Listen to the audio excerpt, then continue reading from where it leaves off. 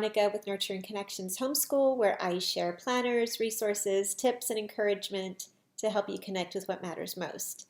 Now today I am talking high school. I honestly cannot believe that we are already here.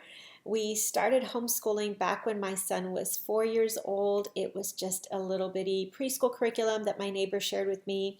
And we had no idea at the time that this would be our journey. So it has been a fun, amazing, bumpy ride, but the Lord has been so gracious during that time to really grow us and help us stay connected with what is most important. Now, as I'm preparing for high school, I'm finding that so many of my old fears have started to resurface. So many of my own questions have started to come back up. And I thought I'd just take a minute to kind of share some of that with y'all. I don't know if I'm quote unquote right or wrong or any of the above. I am just here sharing my heart in hopes that it will be an encouragement to you. It'll point you back to the Lord and what is most important, and hopefully inspire your own creativity as you journey forward into the high school years as well. Now, what I had to battle these past few weeks as I've been thinking high school and what that might look like is this fear that I had early on, that I thought I had conquered, that I thought I had overcome, and it has resurfaced on a new level as I've jumped forward. And that fear is, have I done enough? Have I prepared him thoroughly? Did I do everything I was supposed to do? Now, that was a fear that I had early on. And if you have read any of my posts on my website or have signed up and kind of heard our story from the very beginning, you know that I battled that transition of going from that public school mentality of standardization and passing tests and focusing on strongly on the academics alone, and then shifting to this idea of education being discipleship, and education being about relationship, and education being ultimately about wisdom, and knowing that the fear of the Lord is the beginning of wisdom. And so as I have changed my thinking about education and redefined it, I've had to be able to also walk in faith, knowing that as long as I am seeking the Lord, I can trust him with the results. And so taking that leap of faith, if you will, meant that we got to enjoy more than just the academics part of education. Yes, those pieces were extremely important and we focused on them, but at the heart of that was the intent to teach my children how to think and how to learn, how to have conversations, how to have good discussions based on truth, but also to cultivate their God-given gifts and abilities to nurture the whole child, whether that child was more gifted in music or creativity or had specific learning differences or challenges.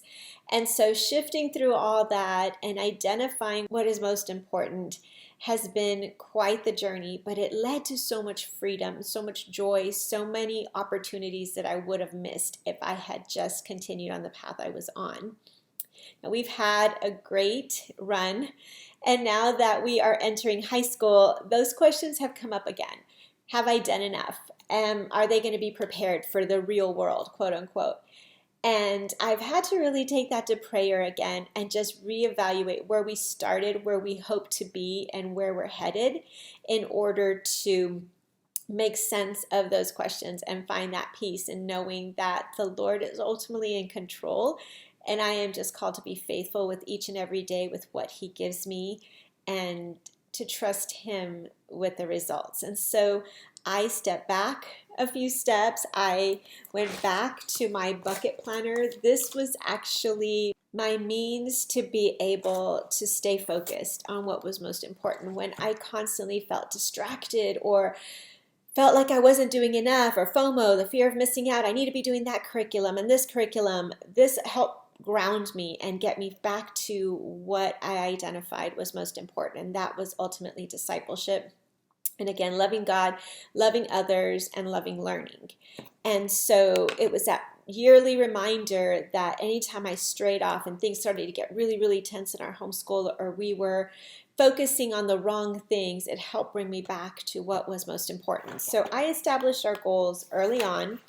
If you would like to go through the process of doing that, I actually have a video series that takes you step by step through this planner and how I broke it down to guide me through that process. But you can purchase the planner if you find it helpful, or you can just create your own in a notebook and follow the steps. So I'm going to link that video series below if you want to follow it through. But it starts off with vision planning. And then based on that, I came up with our homeschool goals. So I shared this on Instagram the other day, but this is just kind of an overview of what our goals were, or are. TLW stands for the learner's will. So it's an old school term that just made sense to me in writing these goals. But after I did this, I took some time to brainstorm what that would look like. So for example, for discipleship, I wrote down some key objectives here so that I could track our progress. And then this became my idea bank, where I just dumped in the resources that I saw out there, field trip activities, books, curriculums, all of that went in here with the intent of using it in the future if I thought it was a good fit that particular year. So I did this for everything: discipleship, science, social studies, math, all the way through. And at the beginning of every year, I'd come back, I'd reread some of our vision planning, I'd reread the goals and kind of realign my mind and my heart with what is most important. And then I'd dip into each bucket to see which one I wanted to cover that particular year. And I called it a bucket planner because these are my bucket lists. These were the things that I wanted to make sure to accomplish before my children graduated. And even now, as I go back through these, I'm reminded of the things that are near and dear to my heart, that I value the most, that I can easily lose sight of if I'm focused on just the curriculum or focus on what everybody else is doing out there. And so it's a reminder to me to ground myself in our values and in what the Lord has for our family, and not be so caught up with what He has for other families and other children. So I've taken the time to do this. In the bucket planning system, there was a form that looked like this, that I would actually use at the beginning of every term. And I decided to go back to this particular form as I started planning for high school. So basically I made 4 copies of this, and it's just year 1, year 2, year 3, year 4 on here. And I decided, let me back up. So I started redesigning these planning sheets. I shared this on Instagram as well, where it has more green undertones and grays and a little bit more neutral colors here. So I'm working through this, but I already have the planner part done. So if you purchase the bucket planning system and like this better, send me an email at nurturingconnectionshomeschool@gmail.com, and I will send you the PDF of it for free. So I'd like to share this with you. I actually like these neutrals a little bit better now. I sometimes just get bored of the same thing over and over again. So I like changing it up every now and then. But as you can see, it's the exact same form. The only thing I changed is I did put high school goals up at the top, and I'm going to plug in year 1, year 2. This particular one would obviously be year 4. Or possibly year 3. And I changed reading to literature, changed this from social studies to history and geography. And then of course these will be idea banks for electives. So as an example for discipleship, I'm going to go ahead and start here with my bucket planner. Is there anything here that I haven't covered that was on my bucket list that I thought was important? And I still have a few things here, like the logic course from Master Books.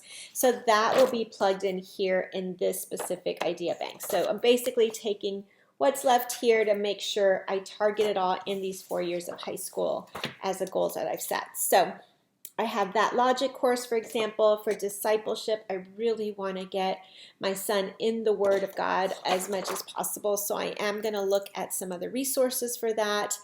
I have a Bible devotional set from Tim Tebow that was sent to me a while back that I want to look through and kind of see if that would be a good fit there. We have a possible co-op that he'll be attending that's a worship school. So he'll be able to use his gifts and talents of music for the glory of God. And so I'm excited to see what that's going to look like next year. They are working on it right now. But all those ideas will be plugged in discipleship. For literature, I have started brainstorming books and titles that I want to make sure that he either reads or listens to along the way. So I shared this as well on Instagram. I started putting it together. On Gab, I asked for other ideas and got a few more titles that I need to add on here as well. And then basically from this bucket, I'll go ahead and plug it into the 4 in here based on how difficult these texts are and which ones I think will be a good fit for the history we are studying each particular year. For ELA, I'm still stumped on this. I'm caught between writing my own and using what's out there, so I'm still researching this. For math, same thing. I'm torn on some of the curriculum out there. I'm considering master books, but still haven't made my decision just yet. We are also looking at budgeting, financing. I want to find a good, solid consumer math program or financial stewardship program that can really help with the relevance of math.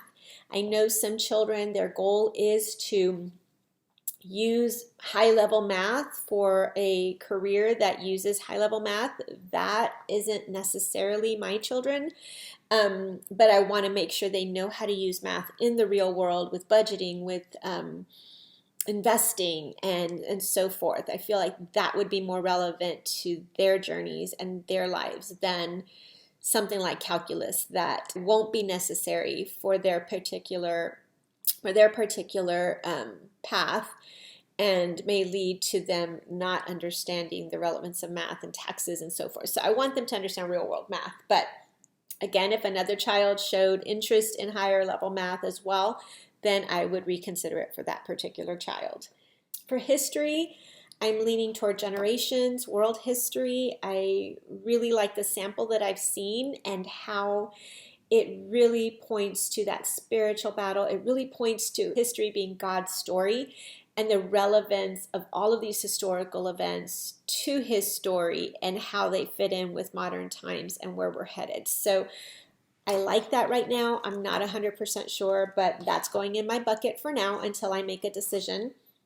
For science, I am leaning toward master books right now, mainly because their earth science or general science curriculum has the option for levels. So within the textbook, there's the advanced level material and then middle level and the easiest level. So I really like that because next year I will have an elementary student, middle school and high school, and I still want to meet as a group for some of our subjects, at least morning time, or read alouds and things like that. So I like that option. I'm really considering it, so that's going in this bucket.